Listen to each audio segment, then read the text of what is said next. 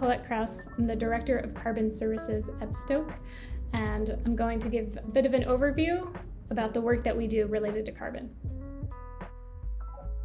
So for those less familiar with climate impact work, you can relate a lot of what we're doing on the climate or the carbon side to what's happening on the financial side of a business. So on the financial side, we're assessing the current state of a business, looking at a balance sheet or an income statement, and then we're forecasting forward, setting business goals, developing budgets and plans to reach those goals, thinking about business continuity and risk. The same thing is happening on the climate side as well. So rather than a balance sheet, we have a greenhouse gas inventory or a carbon footprint. Rather than financial auditing, we have something called verification or third-party assurance. And then we too are really looking at the future state of the business, forecasting emissions, setting science-based targets or emissions reduction targets, understanding how to achieve those targets, and then developing budgets and thinking about business continuity, but within the realm of climate resilience. So our carbon services team helps clients measure, manage, and reduce their climate footprint. This can take many forms, but our work tends to be broken up in a few key areas. The first is measuring your climate impact. So you may have heard the word carbon footprint or greenhouse gas inventory before. Here we're really quantifying climate impact in terms of greenhouse gas emissions. And we can do this at the asset level as well as at the portfolio or organization level. A second key area of our work is related to forecasting forward, thinking about how climate impact is going to evolve with the business. And so we're looking at target setting, aligning those targets with industry best practices as well as climate science. And then a third bucket that's closely related here is understanding how to achieve those targets. So outlining a decarbonization pathway or emissions reduction roadmap to support organizations in achieving those targets over time. One key learning is the importance of data and of good data.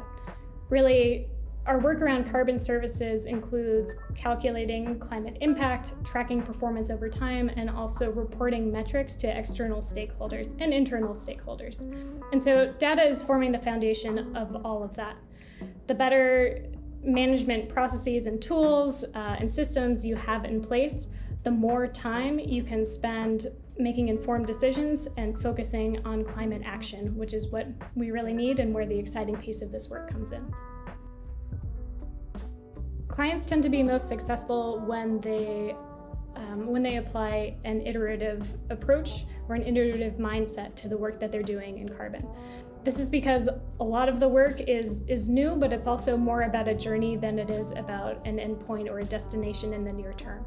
And so oftentimes when clients are beginning on this journey, even clients who have well-established ESG programs, there's this learning process where you get better over time. You get better data over time. You make different decisions this year according to new information, frameworks, and regulation than you did 2 years ago.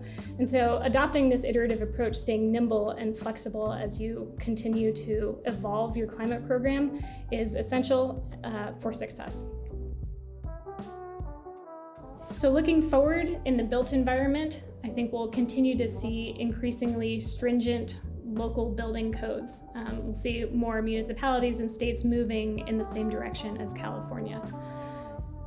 Over time, I think we'll also start to see a transition and exploration of the built environment as a net carbon sink rather than as a net carbon emitter.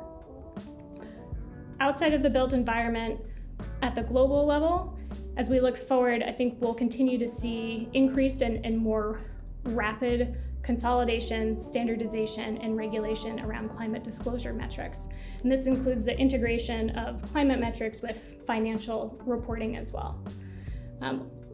Partially, as a result of this, we'll also see an expansion to include performance-based metrics, so a requirement for organizations to report their year-over-year performance as well as performance against their reduction targets.